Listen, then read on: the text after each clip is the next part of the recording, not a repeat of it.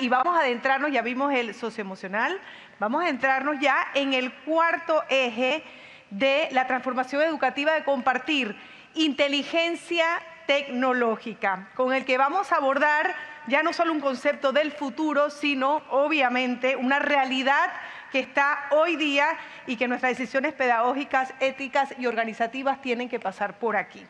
En medio de este contexto es un verdadero privilegio, porque aquí nos han traído de verdad que speakers impresionantes con la última tecnología y con el último conocimiento de estos ejes tan importantes para sus centros educativos. Vamos a presentar a una persona muy importante, una de las voces más influyentes en el mundo sobre innovación educativa, que nos llevará a explorar cómo la inteligencia artificial y la inteligencia tecnológica están transformando no solo lo que enseñamos, sino cómo aprendemos, cómo pensamos y cómo nos preparamos para un futuro que ya está aquí. Les presento a Cristóbal Cobo, quien viajó desde Washington para estar con nosotros, ya que él es especialista senior en políticas de educación y tecnología de organismos internacionales y autor de varios libros imprescindibles para entender la educación de hoy día. En la era de la inteligencia artificial, ¿qué habilidades necesitamos cultivar? Cristóbal Cobo nos invita a reflexionar sobre el pensamiento crítico, creativo y también el ético como pilares del futuro educativo. Recibámoslo con un fuerte aplauso. Bienvenido, Cristóbal. Muchísimas gracias, muy amable. Muchas gracias por la invitación. Muchas gracias por borrar mis arrugas de la fotografía, me encanta, me siento muchísimo más joven. Les voy a pedir un favor, si se pueden poner de pie, por favor. Pueden estirarse, acomodarse y les voy a hacer una pregunta. Ahora que están todos de pie, ya un poco más relajados. ¿Se pueden sentar, por favor, las personas que en este momento están utilizando inteligencia artificial? Hoy día, ahora, en este instante. ¿Se pueden poner de pie, sentar por favor a aquellos que la usaron hoy día en la mañana? Gracias. ¿Se pueden sentar por favor a aquellos que la usaron ayer? ¿Se pueden sentar por favor a aquellos que la usaron esta última semana? ¿Se pueden sentar por favor a aquellos que la usaron este último mes? Miren, Las personas que están de pie se pueden retirar, por favor. No, por supuesto que no, por supuesto que no. No vamos a promover tecnología, vamos a promover ideas. Y eso es lo que yo les quiero proponer, que pensemos juntos en el momento que nos encontramos. Un momento fascinante, complejo, lleno de preguntas y lleno de ambigüedades. Nuestro cerebro odia la ambigüedad y siempre tendemos a buscar una decisión, una posición rápida. Y les tengo malas noticias, aquí el mapa está todavía en configuración, por lo tanto lo mejor que podemos hacer es pensar juntos este contexto. Les voy a hacer una pregunta. ¿Cómo hacer funcionar esto? La primera pregunta es la siguiente. A ver, ¿alguien se puede adivinar quién habrá dicho esta frase? Si se trata de la inteligencia artificial como un vehículo para la educación, la palabra viva del maestro tiene muy poco valor. Un maestro que enseña a partir de la inteligencia artificial no imparte originalidad a sus alumnos, él mismo se convierte en un esclavo de la inteligencia artificial y no tiene oportunidad ni ocasión de ser original. Por lo tanto, parece que mientras menos inteligencia artificial haya, mejor es para el maestro o alumno. ¿Alguien me puede tirar algún nombre que se le ocurra? ¿Quién puede haber dicho esto? Una inteligencia artificial, dicen por aquí. ¿Quién más? ¿Saben quién dijo esto? Tener que aprender a usar esto. Esto lo dijo Gandhi, lo dijo hace casi un siglo, pero evidentemente no lo dijo sobre inteligencia artificial. Lo dijo en su momento sobre el libro de texto, que era la tecnología incómoda del momento. Y desde Gandhi hasta ahora siempre ha habido tecnologías incómodas. Siempre ha habido tecnologías que no terminamos de acomodar en nuestras estructuras de pensamiento. Y eso es normal y está bien. La educación siempre danza en esa tensión entre traer la cultura de donde venimos y abrir preguntas para adelante. Y mañana la tecnología de la discusión de hoy día va a quedar obsoleta y esta diapositiva la voy a poder actualizar con otra tecnología que venga. Pero bueno, ¿qué les parece? El libro de texto que hoy día es parte del ecosistema en algún momento generó muchísimo ruido. ¿Qué es la IA? Vamos a ir explorando un tema que todo el tiempo estamos bombardeándonos y yo quiero darles elementos para poder pensar.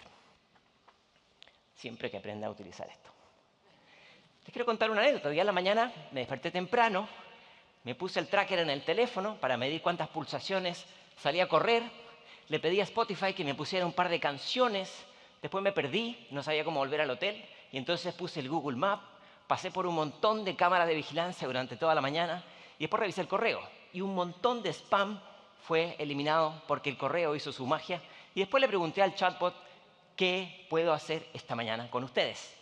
En todos y cada uno de esos momentos hubo un uso intensivo de inteligencia artificial, una infraestructura que se hace cada vez más invisible. Pero ninguno de esos usos es tan divertido como el de este ingeniero que se encontraba en Buenos Aires, que tenía la mala suerte de tener un vecino que le encantaba el reggaetón y lo tocaba a las 7 de la mañana. Y a este ingeniero se le ocurrió utilizar un sensor de frecuencias para identificar los sonidos del reggaetón y bloquear los altavoces del vecino. Se hizo increíblemente famoso este anti-reggaetón y hoy día este software se ofrece por todos lados. Ustedes lo pueden usar para la cosa que quieran, pero este me pareció más interesante que los usos que nosotros podemos ver en mis ejemplos de esta mañana. Ahora, algunos conceptos básicos. No hay una definición clara sobre IA, pero podemos decir que es un conjunto de herramientas que permiten desarrollar funciones que requieren inteligencia humana para decidir, para aprender, para razonar. Pero hace una mímesis de la inteligencia humana. Esto es bien importante, la palabra mímesis, porque emula la inteligencia humana y puede emular las emociones. Pero eso no significa que tenga emociones, no significa que piense como las personas. Lo segundo es que es una tecnología multipropósito, como la escritura, la agricultura, la electricidad. Por lo tanto, hay infinidad de ramas. Y tercero, y esto es muy importante y voy a volver sobre esto, permite ya sea automatizar capacidades o aumentar capacidades. Es una taxonomía importante que tenemos que tener en el radar, pero ya vuelvo sobre eso. Ahora, a pesar de que la IA está llena de estos signos de magia, no es magia. Y yo creo que no va a reemplazar a los docentes. Estoy convencido que no va a reemplazar a los docentes y ya voy a volver sobre eso. Ahora, una cosa que no se nos puede olvidar es, no está diseñada para decir la verdad, sino que para funcionar en base a predicciones probabilísticas. Eso es bien importante cuando nosotros hacemos consultas a este tipo de herramientas, porque no es neutra, va a estar profundamente influenciada por el tipo de datos que tiene y puede tener implicancias en decisiones éticas, en decisiones sociales, ciertamente en decisiones educativas y puede tener incluso, como sabemos, implicancias en el medio ambiente. Sigo sin pasar el examen del clicker. Una disculpa. Tercer intento. ¿A quién no le pasó esto en clase, por favor? Vamos. A ver, una definición, una conceptualización que nos va a servir, espero, es la distinción entre conocer y comprender. ¿Por qué digo esto? Porque cuando yo me levanto en la mañana, si es que no voy a correr, abro el teléfono y conozco muchas novedades. Veo las notificaciones, veo las noticias, veo un conjunto de datos y si hay varias noticias sobre algo, genero un patrón, identifico algo que está ocurriendo. Comprender, en cambio, requiere algo mucho más complejo. Comprender implica conectarlo con mi experiencia, conectarlo con mi contexto y darle un sentido. Hoy día se promueve mucho más el conocer que el comprender. Y bien sabemos que el comprender requiere un esfuerzo mayor. No podemos comprender algo si es que no lo conocimos alguna vez, pero no es exactamente lo mismo. Daniel Kahneman, premio Nobel de Economía, hacía una distinción que nos servía mucho. El cerebro funciona con un sistema 1 y un sistema 2. Un sistema 1 es rápido, automático, y el sistema 2 es cuando nosotros aprendemos a tomar decisiones complejas, cuando hemos aprendido e incorporado algo, como andar en bicicleta. Ya cuando lo incorporamos, ya no pensamos en ello. ¿Por qué planteo todo esto? Porque esto nos sirve para pensar en cómo utilizamos la IA.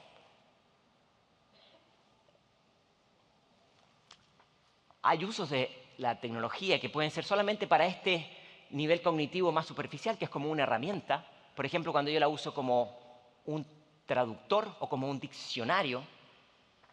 Y hay usos que son mucho más complejos. Cuando yo puedo, por ejemplo, yo puedo complementar tareas. Ya no es solamente una herramienta, sino que complementa mis capacidades. Y un uso más avanzado es cuando puede reemplazar mis funciones. Una cosa es utilizar una herramienta para que me dé inputs y otra cosa es que haga el trabajo por mí. Un claro ejemplo de eso, por ejemplo, podría ser cuando yo dejo que haga la corrección de un examen en nombre de mí como educador. O muchas empresas dejan que los procesos de selección de personal sean en nombre de la empresa que lo haga un software. ¿Se entiende? Ahora, ¿por qué planteo todo esto? Porque los procesos cognitivos de estas tres taxonomías son muy distintos. Cuando yo uso una herramienta, yo tengo todo el control. Si uso un diccionario, yo voy a tomar la decisión final de si yo apruebo o no autorizo esa posible definición. La supervisión humana no es tan grave porque al final del día yo tengo todo el control y el riesgo de una IA es... Muchísimas gracias. Sí, muchísimas gracias. Y el riesgo de que una IA se vuelva loca con un diccionario es mucho más bajo. Pero cuando pasamos a los niveles donde hay mayor posibilidad de complementar o de reemplazar capacidades, la cognición humana es más baja en la supervisión, pero el riesgo de que esa máquina haga cosas que nosotros no queremos es más alto.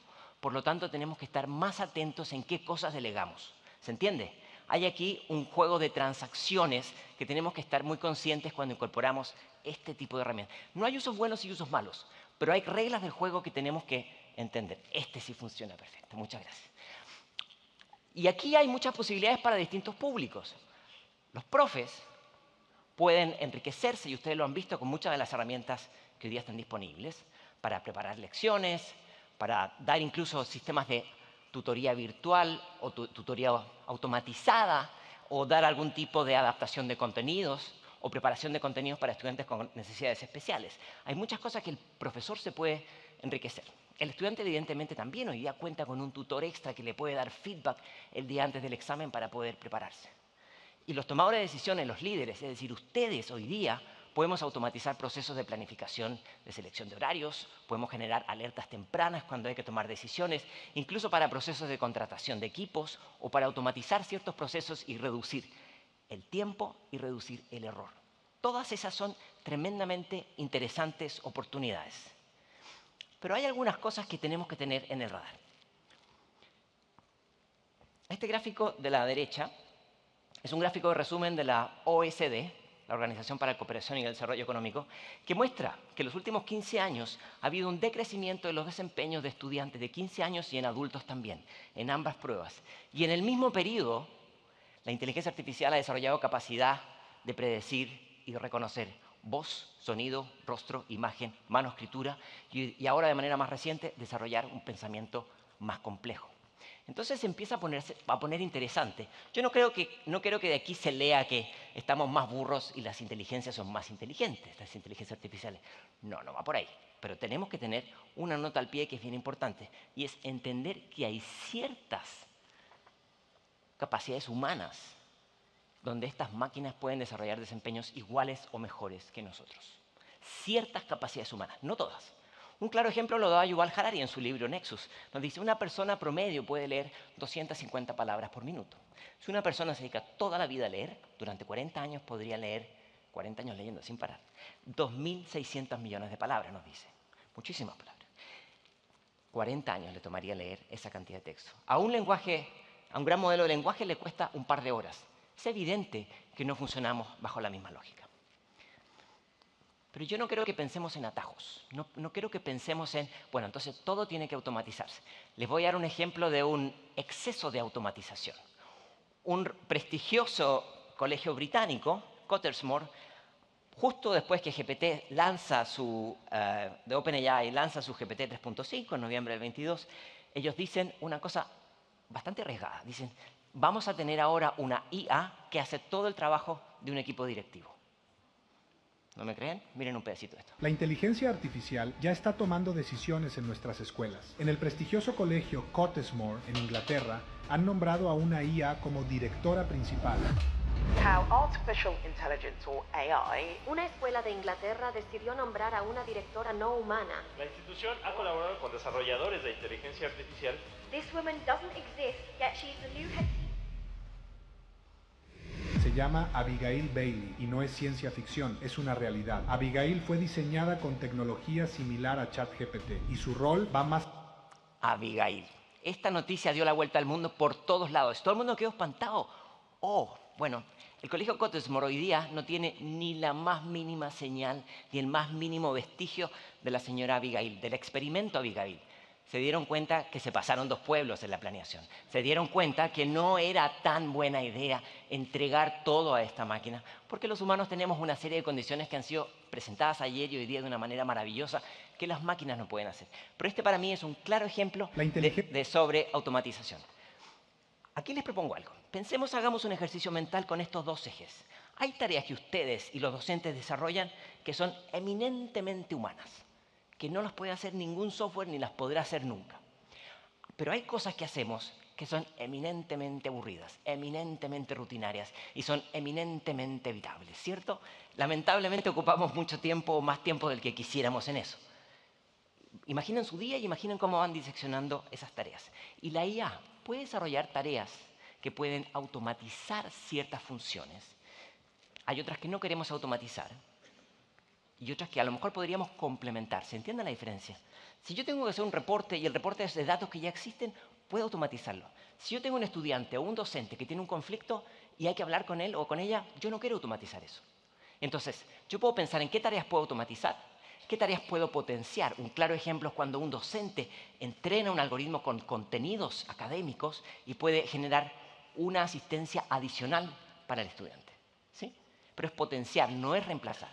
Y entonces aquí la propuesta que les hago es que hagamos un ejercicio mental de qué funciones pueden ir en qué campo. Y esto no aplica solamente a la educación, sino que en muchísimos otros escenarios. ¿Cuáles son las oportunidades? Bueno, las oportunidades son enormes.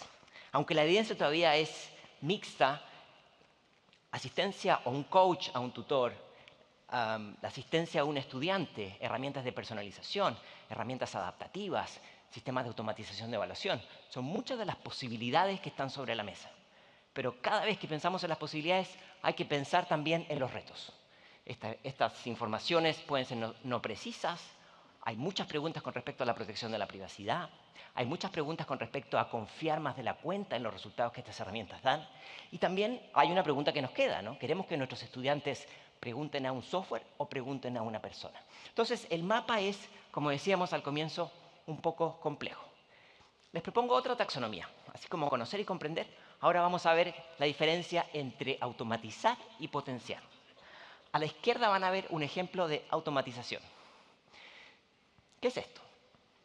Un profesor creó un curso en línea y después de crear el curso en línea, le pidió a un agente de inteligencia artificial, este es mi login, mi password, entra al curso y completa todo el curso y el agente entró y tuvo un 95% de desempeño. Es un claro ejemplo de automatización y es una pregunta enorme para la educación a distancia.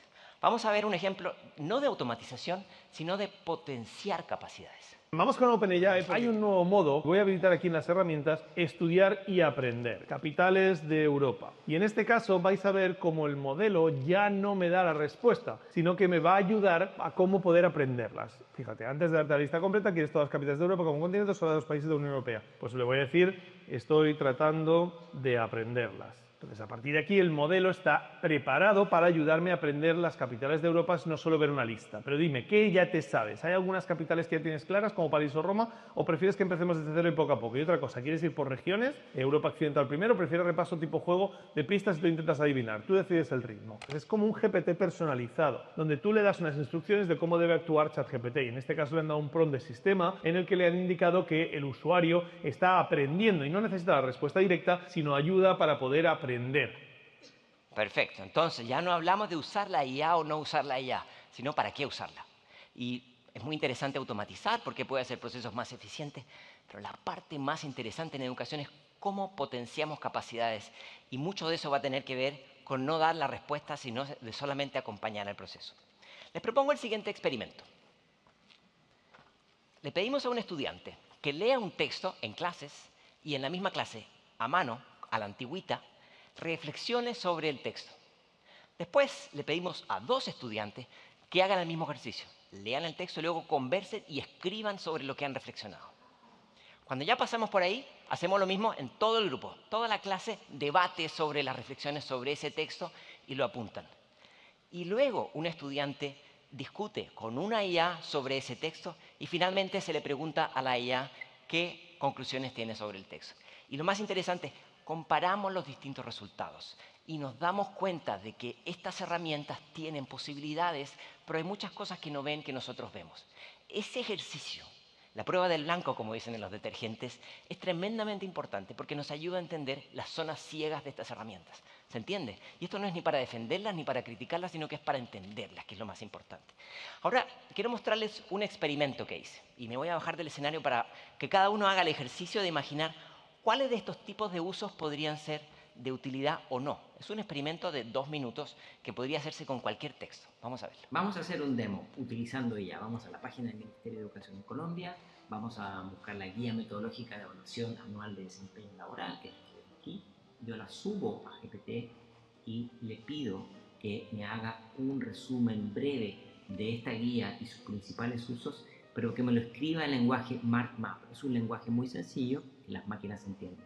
Y entonces cuando lo escribo, ya lo puedo ver en un visualizador de MarkMap.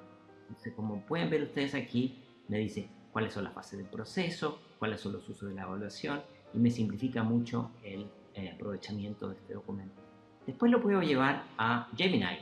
En Gemini le he pedido que me escriba una historia con esta evaluación. Vamos a ver. En el corazón de un pueblo vibrante se alzaba una escuela llena de risas y sueños. No solo los niños aprendían y crecían, sino también sus queridos maestros y directivos. Porque ¿sabías que incluso los que enseñan pueden seguir aprendiendo y mejorando cada día? Bueno, la guía continúa, es una guía muy bonita. Después yo lo convertí en un archivo de audio. Le dije, convierte este documento, ahora lo adjunté en Gemini, esta herramienta, para pedirle que me haga un archivo de voz. Vamos a escuchar un pedacito de un podcast. Hoy nos metemos de lleno en un documento oficial colombiano. Es la Guía Metodológica de Evaluación Anual de Desempeño Laboral. Parece que la filosofía aquí es muy clara, ¿no? Evaluar para mejorar. Vamos a ver qué hay detrás de esto, a desgranarlo un poco. Exacto. Más que poner una nota sin más, esta guía, plantea la evaluación como una... Bueno, y ahí conversan estos avatares sobre este podcast. Luego le dije que me hiciera una investigación en profundidad, lo que se llama un deep research, y le pedí que lo exportara como documento, pero también que me creara una página web. Y entonces la misma herramienta me genera una página web con una explicación de qué es la evaluación de desempeño de una manera más amigable, con materiales para docentes y para directivos, dependiendo. Pero una de las cosas interesantes es que me incorpora un chatbot donde yo puedo hacer preguntas en mayor detalle sobre este elemento. Bueno, espero que este tipo de prácticas les sea de utilidad. Y les dejo aquí un bonus track. Le vamos a chatear con un avatar que he entrenado con los contenidos de esta guía. Hola, estoy aquí para ayudarte. Dime, ¿qué quieres saber de la evaluación anual de desempeño laboral? Y quiero saber de qué se trata, cuál es el objetivo. Claro, la evaluación anual de desempeño laboral de docentes y directivos docentes. Bueno, ¿qué pasó aquí? Metimos todo en una licuadora y empezamos a generar un montón de resultados, ¿no? Pero reconstruimos el texto y esto tiene ciertas fricciones cognitivas, ¿no? Tomamos un texto escrito en prosa tradicional y lo convertimos en un mapa, estimula la curiosidad. Luego lo convertimos en un cuento y creamos una historia que invoca emociones. Luego lo pasamos a formato voz, lo puedo escuchar, una maravillosa guía de metodología muy divertida, la puedo escuchar mientras estoy cocinando, mientras estoy corriendo. Luego puedo hacer una investigación en profundidad y entrar en más detalle o generar un sitio web que me permite priorizar algunas cosas. En todos estos hay oportunidades, pero también hay costos de transacción cognitiva. En ninguno de estos ejemplos va a ser lo mismo que leer el texto. ¿Hay uno mejor que otro? No, va a depender del contexto, pero es bien importante que entendamos cuando estamos haciendo ese ejercicio. Ahora vamos a hacer un ejercicio de juego de roles. Yo creo que hay 3 protagonistas en esta discusión y tenemos que hacer el ejercicio mental de ponernos en los zapatos de ellos 3. Vamos primero con la docente. Los docentes saben que pueden ahorrar tiempo, preparar lecciones, preparar guías, adaptarlas, contextualizarlas, preparar evaluaciones o incluso supervisar algunas correcciones de las evaluaciones, siempre asegurando que ella o él pone el control de calidad, ¿cierto? Segundo, nada de esto es mágico. Hay que invertir en desarrollar capacidades, hay que formarse para poder entender cuándo sí y cuándo no. Y tercero, hay una gran pregunta con respecto de cuáles son las tensiones éticas que esto puede plantear. Los estudiantes sabemos que lo están utilizando para actividades que son de orden curricular, pero también para cosas que no son de orden curricular. Puede ser un tutor personal cuando está bien utilizado. Puede ser una herramienta con muchas posibilidades, pero los estudiantes han de desarrollar la comprensión que hay riesgos de la calidad de la información y también existe un riesgo de pueden aumentar su autonomía, pero si descansan en estas máquinas se genera una fricción en la confianza. Esas son algunas de las tensiones que están ocurriendo. Y los directivos, ustedes, los tomadores de decisiones, los líderes, están muy conscientes de la necesidad de definir reglas del juego, voy a volver sobre esto, de definir alguna estrategia, un plan. Segundo, desarrollar capacidades. Hay que aprender a navegar este contexto. Todos tenemos que aprender. Evidentemente, hay que cuidar el oxígeno de estas herramientas que son los datos. Las posibilidades de personalizar son enormes, pero también la personalización también trae preguntas nuevas. Entonces, como ven, hay un crisol de cambios que es bien importante. Déjenme cambiar la página. ¿Alguien vio esta imagen? Hay un par de señores que por alguna razón fueron a algún concierto y no sé por qué, pero no tenían ganas de ser muy famosos. Pero algo salió mal. Se metió la tecnología entre medio y se metió la inteligencia artificial entre medio y generó dos cosas. Una profunda pérdida en la privacidad y dos, una reconstrucción de su historia de formas sintéticas, cuando se usan datos de otros para construir algo que puede ser verdad o no. Entonces, yo no le deseo a nadie que le pase esto, pero sí podemos sacar las lecciones que ellos sacaron, ¿no? Hablemos un poco de los retos. Cuando hablamos de los retos, siento yo que la discusión está hoy día muy centrada en los temas de plagio, y es muy importante que esté, pero hay muchas más discusiones que tener. Para hablar de plagio, habrán visto en las noticias que hubo un docente que tuvo la idea de generar un sello. Entonces, cuando lee un ensayo o un examen de un estudiante que huele como a inteligencia artificial, le pone un sello y dice, huele a IA, debe explicarlo oralmente. Bueno, los sellos se venden afuera a $1 después al que los quiere. No, por supuesto que no. Pero hay cosas más interesantes que esto en la discusión. Por ejemplo, el espejismo de saber. Esto es mucho más estructural y de esto tenemos que discutir mucho más de fondo. ¿Qué significa creer que yo sé algo cuando no sé algo y hay algo que me permite tener ese falso espejismo? Vamos a ver este pequeño video. ¿Echas GPT? Sí. Sí. Sí. La verdad es que sí. Sí. Yo sí. Yo en mi caso sí que lo suelo usar. Yo también lo suelo usar. Yo lo utilizo, sí. Yo también. Sobre todo lo utilizo cuando tengo que estudiar pues para que me explique algunas cosas que no entiendo. Los trabajos, para buscar fuentes y bibliografía. Sobre todo para la hora de hacer un trabajo, si no sabes cómo empezar, pues esa idea de la página en blanco sí que te puede ayudar a saber por dónde tirar. Facilita el plagio y el poco esfuerzo. Entonces, y a la larga neutraliza la creatividad. Pues que lo usas bien, pues sí, el doble de rápido. ¿Qué pega tiene? Tú estás pagando para hacer una asignatura que te atiende un profesor y los trabajos que estás haciendo ChatGPT, estás perdiendo el tiempo. Muchos alumnos me han confesado que le piden a ChatGPT que le hagan los planteamientos, hacen un corta y pega y yo no lo hago para que hagan eso, sino para que piensen, ¿no? Desde que lo uso, pues pienso mucho menos por mí misma, pues pienso mucho menos por mí misma y me esfuerzo muchísimo menos. Estuve muy tentado de hacer un rap de pienso mucho menos por mí misma porque me parece un ritmo de este próximo verano. Pero hablando un poco en serio, esta es una pregunta de, ¿este es un problema en España o es un problema un poquito más amplio? Yo también tengo la impresión, y esto yo lo llamo el espejismo del saber, que tengo la impresión de que tengo el saber en cuanto lo necesite. Por eso que este chiste es un poco divertido, pero un poco terrible de cuando alguien dice, yo ya no leo, le pido que lea por mí, y el otro dice, yo ya no escribo, le pido que escriba por mí. Y aquí me acordé, ¿saben quién? Del viejo George Orwell, que nos dice, si la gente no puede escribir bien, no puede pensar bien. Y si no puede pensar bien, otros pensarán por ellos. Vamos a discutir sobre este tema, porque esto me parece que es esencial, mucho más de que solamente cuál herramienta utilizar o cómo utilizarla. Cuando vemos la discusión sobre estos temas, hay mucho que está en el borde de la superficie, ¿no? Estas herramientas ayudan a la personalización, estas herramientas permiten corrección automática y la verdad, francamente, que las posibilidades son enormes. Pero ustedes son tomadores de decisiones y tenemos que ver bajo el agua. ¿Cuáles son las cosas que están bajo del agua del iceberg? ¿Cuáles son las tensiones entre automatizar y una pedagogía de acompañamiento? ¿Cuáles son los retos de la resistencia al cambio? ¿Qué pasa con los datos? Hay muchas preguntas que tenemos que tener en el radar, a pesar de que no estén necesariamente en la superficie de la discusión. Porque son las preguntas de fondo. Sabemos que al final del día, estas son las preguntas que realmente tenemos que atender. ¿Y por qué planteo todo esto?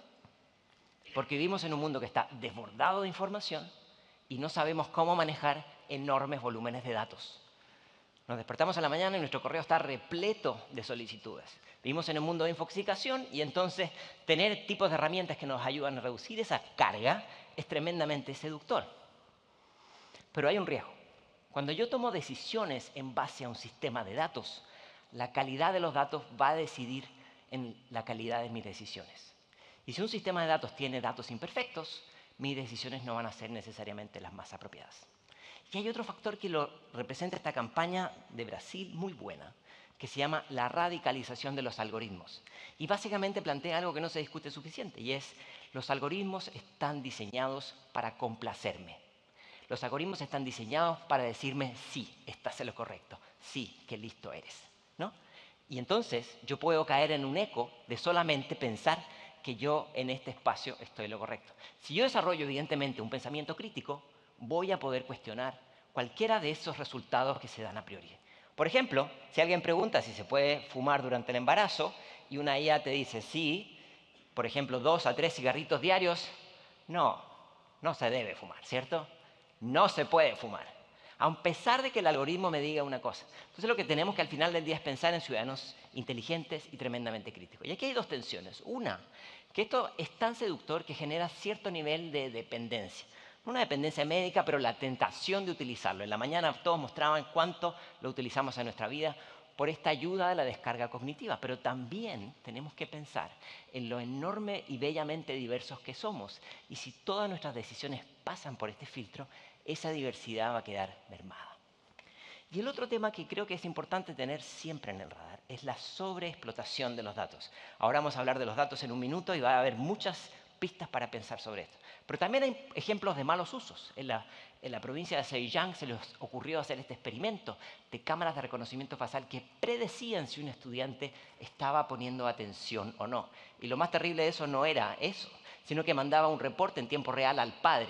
Entonces, imagínense ese pobre niño que volvía a casa y el padre o la madre lo estaba esperando para decirle que el algoritmo había adivinado que ella o él no había puesto atención.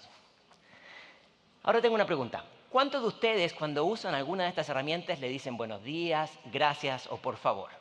¿Pueden levantar la mano? Ya, no sean tímidos, se nos pasa a todos. Vale, gracias. Vamos a ver un pedacito de esto. Decir por favor y gracias a ChatGPT cuesta millones de dólares a OpenAI. La respuesta sobre lo que pasa por decir por favor y gracias a ChatGPT ha resultado en un debate sobre cómo interactuar con las inteligencias artificiales. A través de redes sociales, Sam Altman, CEO de OpenAI, ha revelado que ser educado con ChatGPT en realidad los hace gastar millones de dólares. Yo no estoy tan preocupado en los millones de dólares de OpenAI.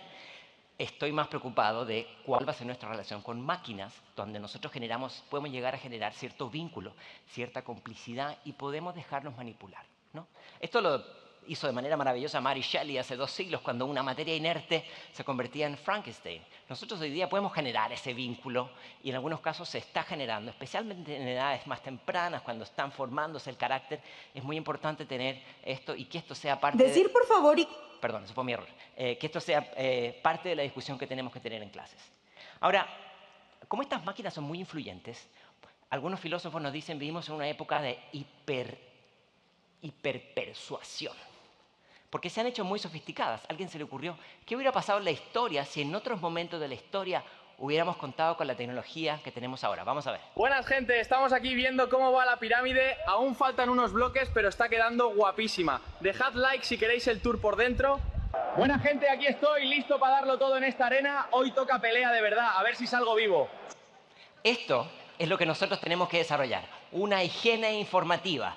Es decir, un pensamiento crítico y la capacidad de cuestionar sistemáticamente lo que vemos. ¿Habrá un sesgo? ¿Qué información no está complementada? ¿Qué más dice o no dice esto? Son los nuevos músculos cognitivos que tenemos que desarrollar. Miren, otro ejemplo. Un señor se casó y por razones que desconozco decidió que la bella dama que estaba al medio de la fotografía ya no quería que estuviera más. Y entonces le pidió a la IA que borrara a la novia. Ya ni se nota, ¿no? Francamente impresionante.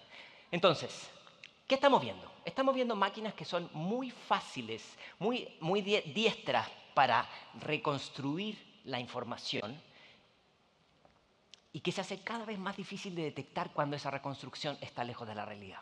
Y eso evidentemente genera una erosión en la confianza. Entonces no significa que tenemos que dudar de todo, pero no podemos pensar que porque vemos algo hoy día es real. Entonces les voy a hacer un examen. ¿Esa foto que está ahí es una foto real o es una foto falsa?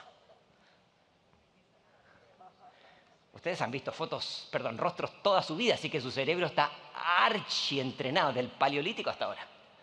Díganme, ¿es real? Que levanten la mano los que creen que es real. Estamos divididos, ¿eh? A ver. Y ya.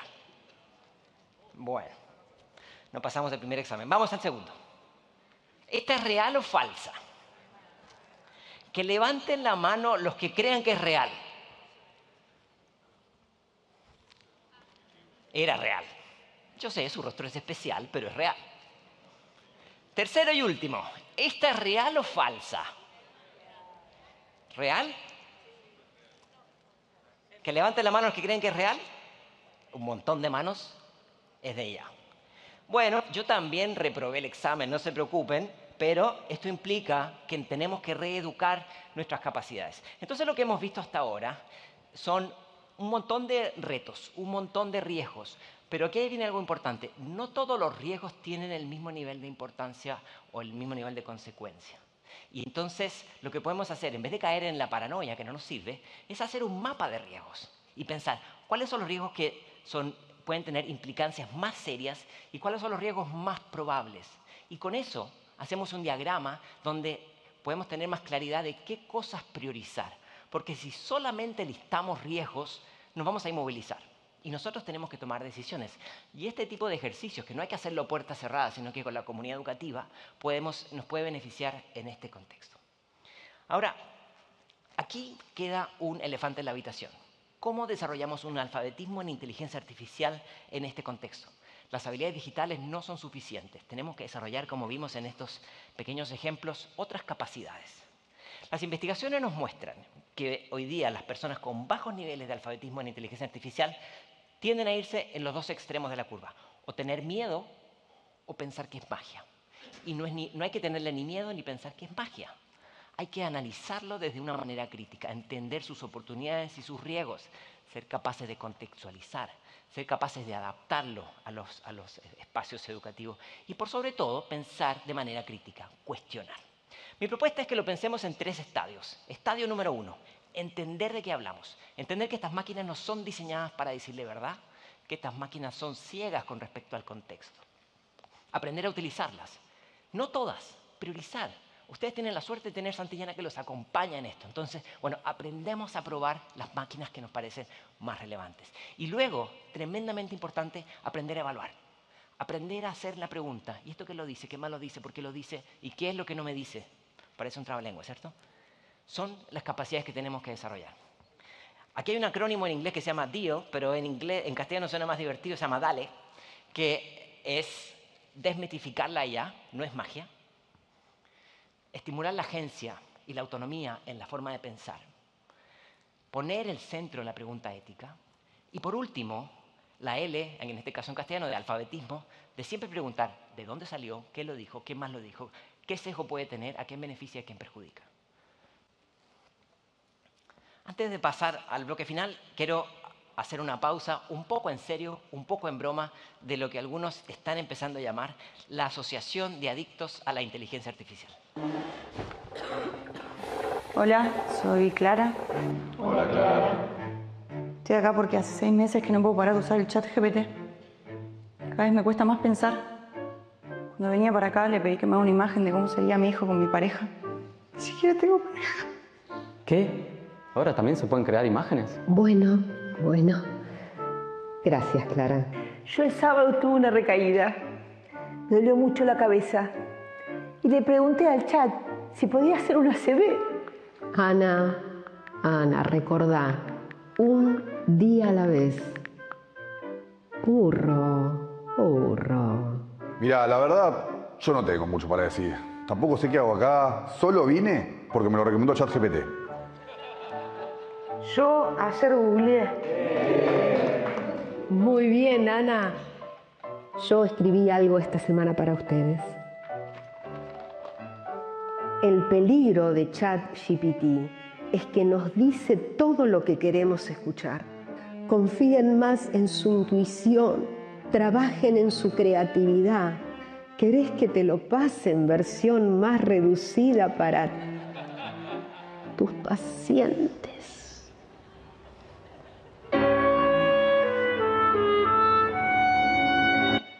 Muy bien.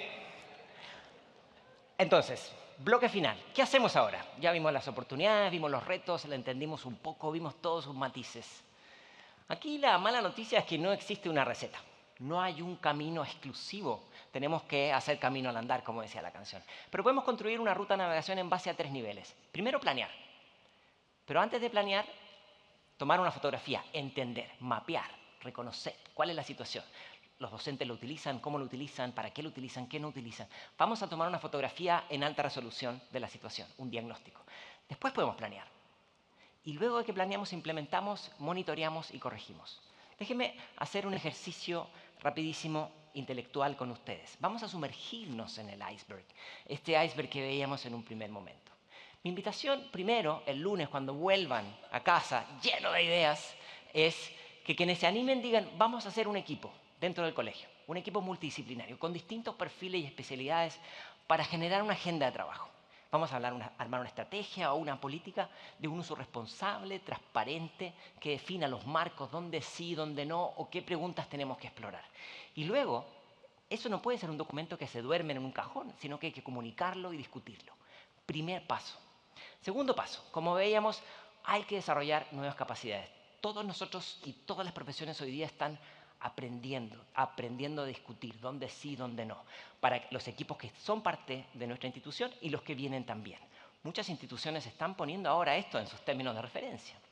Ahora, cuando lo incorporamos en los currículum, yo creo que más que pensar en una asignatura de IA, la pregunta que yo me hago es cómo lo incorporamos en las asignaturas.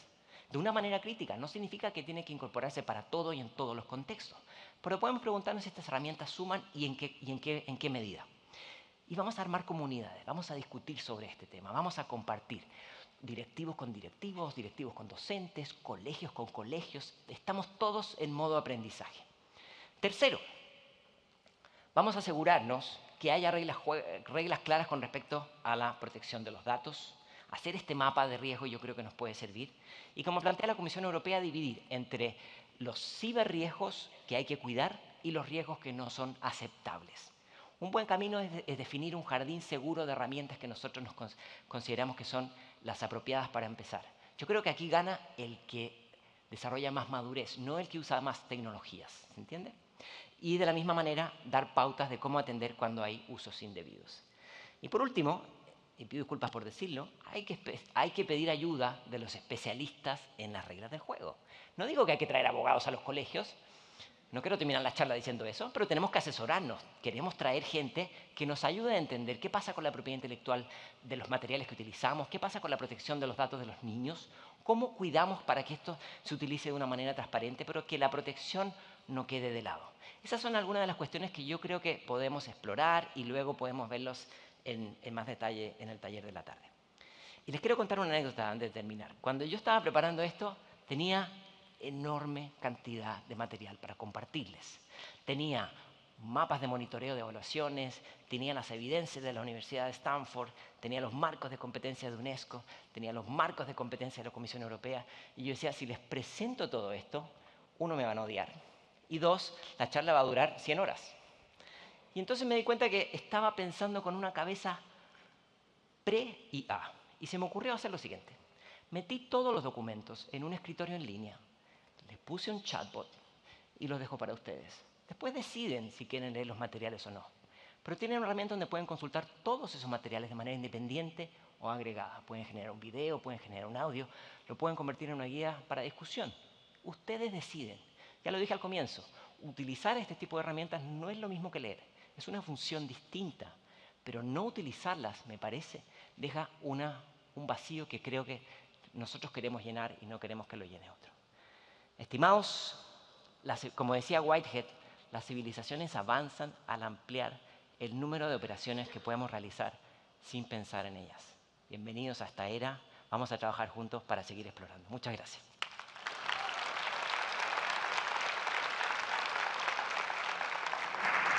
Muchísimas gracias a Cristóbal porque nos ha dejado un panorama, mucha tarea, pero entender, utilizar, ¿verdad? Potenciar muchas cosas que podemos hacer con la inteligencia artificial y sobre todo una ruta muy concreta de cómo podemos ya el lunes hacer estos trabajos multidisciplinarios para entender cómo podemos avanzar en nuestro colegio. Muchísimas gracias, Cristóbal. Un fuerte aplauso.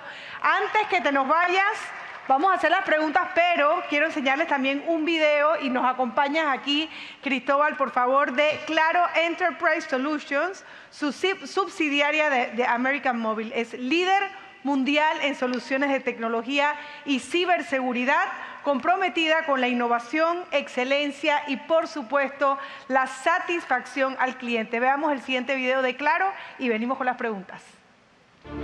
Leveraging more than 20 years of global business experience and presence in 24 countries through affiliates. As the U.S. subsidiary of América Móvil, Claro Enterprise Solutions is a leading source provider of cybersecurity, IoT, cloud, IT managed services, and network connectivity and communication. We help enterprises deliver scalable and sustainable solutions with layers of security, global expertise, and dependable customer support. Tailor solutions to meet your business's unique needs while utilizing the resources of leading technology providers. With the entrepreneurial spirit of an agile startup, help achieve results, minimize threats, and power your company with secure enterprise systems managed by a diverse team of trained industry specialists who study all the latest trends. That way, you focus on your business and leave technology to us. From managed cloud services to cybersecurity and advanced analytics, secure, compliant, connected. We are Claro Enterprise Solutions. Learn more at usclaro.com. Bueno, un fuerte aplauso para Claro también, que es uno de nuestros patrocinadores. Y ahora sí llamo nuevamente a Cristóbal Cobo al escenario y también a Andrés Guerrero, director global de formación de Santillana, para que procedan con unas preguntas. Adelante. Hola, buenos días. Cristóbal, muchas gracias por tu presentación, muy clara, muy estructurada y creo que con muchas ideas que podemos implementar fácilmente y rápidamente en nuestros colegios. Quisiera hacerle 3 preguntas a Cristóbal para tener algunas otras sugerencias adicionales. Y la primera es, Cristóbal, más allá del entusiasmo, que seguramente todos lo tenemos, para implementar inteligencia artificial en nuestros colegios, ¿qué idea pragmática podemos darle a los directivos que participan en esta sesión para que empiecen con pie derecho en el uso de la inteligencia artificial en sus colegios? Bueno, primero que nada, gracias Andrés. Muy contento de poder debatir un poquito contigo. Primero yo creo que tenemos que darnos cuenta de lo extraordinariamente afortunados que somos por vivir este momento. Tiene un montón de retos, hay montones de cosas que no sabemos, pero contamos con podemos decir la metáfora, un Ferrari afuera de los colegios y tenemos que ver cómo aprovecharlo. No aprovechar esto puede ir en desmedro de aquellos que van a tener que navegar un ecosistema donde esto va a estar en todas partes. Pero a pesar de eso, aquí lo que gana no es la abundancia, sino que la calidad del uso, ¿sí? Y eso, los cambios, no se generan por quien utiliza más tecnología, sino por quien transforma las conductas, las maneras de pensar. Y ahí está el tema más importante. ¿Cuántos años nos tomó en desarrollar una cultura digital? Un montón de años. A pesar de que Internet tiene por lo menos 25 años desde que se masificó, todavía parece disruptivo en algunos contextos, ¿sí? Entonces, entender que esto no va a ser de la noche a la mañana, que un buen primer pie es abrir debates sobre esto, escuchar las preocupaciones, las ansiedades, los temores, las preguntas, e ir aclarando, ir generando dudas. A mí me parece que lo más riesgoso es decir esto es bueno o es malo. A mí me gusta que tengamos el matiz de toda la complejidad y con esa medida vamos desarrollando una madurez digital en este campo nuevo. Gracias, Cristóbal. Ahora, vimos en un apartado de la presentación de Cristóbal que hablaban algunos maestros y que los maestros tenían algunas visiones pues, bien particulares y es disminuye la creatividad, pensamos menos. ¿Cómo desde el rol directivo podemos ayudar a que los maestros tengan un poco más de confianza y la vean como un aliado en su trabajo y no como un enemigo? Muy bien. Yo creo que aquí el reto está en que pensemos juntos que si queremos incorporar estas herramientas, no todo puede seguir tal cual ha sido toda la vida. Porque eso no nos va a funcionar. Lo único que va a lograr es que asimilemos en nuestras dinámicas naturales. Esto implica jugar una nueva regla. No es pasar de la televisión en blanco y negro a la color donde seguimos viendo lo mismo. No, implica una manera distinta en relacionarnos con el conocimiento cuando sistemas autónomos pueden pensar por sí mismos y donde tiene un riesgo que nosotros queramos que ese sistema autónomo piense en nombre de mí. Si nosotros dejamos de leer, dejamos de aprender a cómo estructurar el pensamiento. Entonces vamos a discutir sobre eso. Vamos a pensar en si vamos a incorporar esto, ¿qué cambios van a ser necesarios? A mí me parece un poco riesgoso querer incorporar esta herramienta y seguir con las evaluaciones de toda la vida, porque eso no nos va a salir bien. Es probable que queramos intentar hacer como que esta tecnología no se va a utilizar en la respuesta de muchos de esos exámenes y a lo mejor no nos va a salir de la manera adecuada. Pero si cambiamos la manera en que evaluamos, o si transparentamos el uso de la IA, o si generamos algunas evaluaciones con IA y otras sin IA, y discutir esos matices, entonces estamos hablando de algo distinto. Entonces, no una nueva tecnología para hacer lo mismo de siempre, sino una nueva tecnología para una nueva discusión. Muy bien. Y bueno, en otro apartado de tu presentación nos mostrabas aquella directora en la escuela de Reino Unido, que era una directora de inteligencia artificial, que nos contabas que se dieron cuenta que fue un error y bueno, tuvieron que hacer ajustes.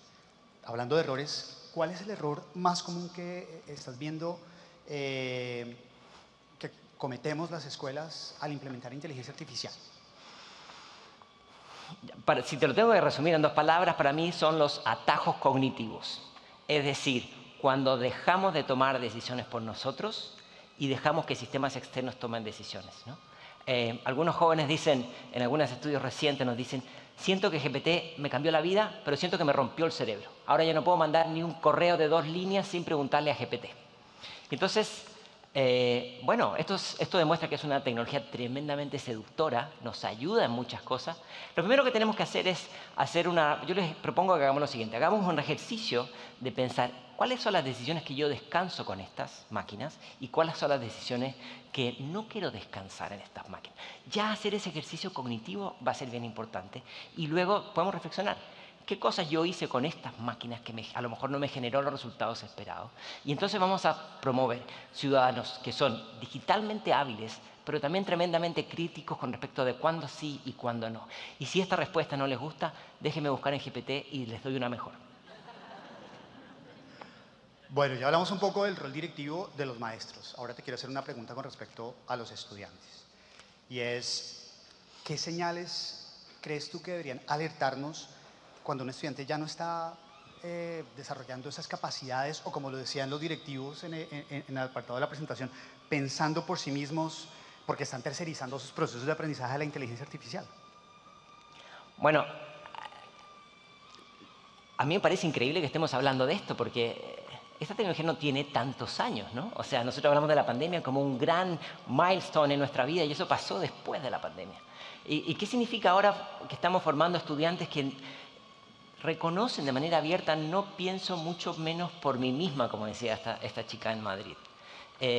A mí me parece que esta es una oportunidad extraordinaria para redefinir algunas cuestiones. Nuestra relación curricular, nuestra relación con los contenidos, nuestro vínculo entre los contenidos y nuestra manera de transversalizar los saberes, ciertamente nuestras maneras de evaluar. Se lo llevo a un contexto muy distinto en el mundo laboral. Hoy día el mundo laboral está haciendo una enorme distinción de aquellos que pueden utilizar estas herramientas y aquellos que no. Y entonces, bueno, ¿qué cosas podemos sacar de esa lección para que nuestros estudiantes no sean necesariamente grandes usuarios, pero sean buenos usuarios? Sean usuarios críticos y que tomen esas dimensiones que yo creo hoy día estamos recién definiendo. ¿Qué significa ser un usuario crítico? ¿Qué significa ser un docente que utiliza esto para ciertas cosas, pero para otras no? Es un mapa que está recién en construcción. Súper. Cristóbal, muchísimas gracias por compartir este rato con nosotros. Creo que ha sido pues maravilloso poder tener una visión de un experto en el uso de inteligencia artificial aplicado pues a nuestras escuelas. Así que les pido por favor un fuerte aplauso para Cristóbal. Muchas gracias. Muchísimas gracias a ambos, definitivamente.